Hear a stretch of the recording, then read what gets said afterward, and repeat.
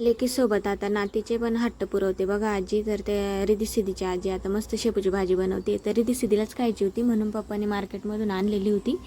तर आता मस्त शेपूची भाजी स्वच्छ करून घेतली निवडून.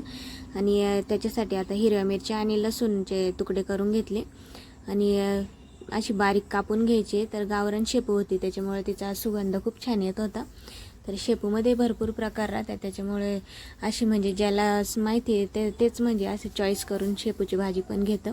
तर बघा आता कढई ना गॅसवरती ठेवलेली आहे आणि त्याच्यात तेल टाकले, हिरव्या मिरच्या लसूण टाकले आणि चवीनुसार मीठ टाकून घ्यायचं आहे. आणि शेपूची भाजी मस्त धुवून घ्यायची आहे आणि त्याच्यामध्ये टाकून घ्यायची आहे. तर वरतून शेंगदाण्याचा कूट टाकून घ्यायचा आहे. तर कच्च्या शेंगदाण्यांचा घ्यायचा आहे आणि तेलामध्ये ना भाजी मस्त परतून घ्यायची आहे आणि शिजण्यापुरतं थोडंसं पाणी टाकून घ्यायचं आहे. तर कोण कोण अशा पद्धतीने शेंगदाण्याची शेपूची भाजी बनवतं कमेंटमध्ये नक्की सांगा. तर असा होता मिनी व्लॉग. Bye bye.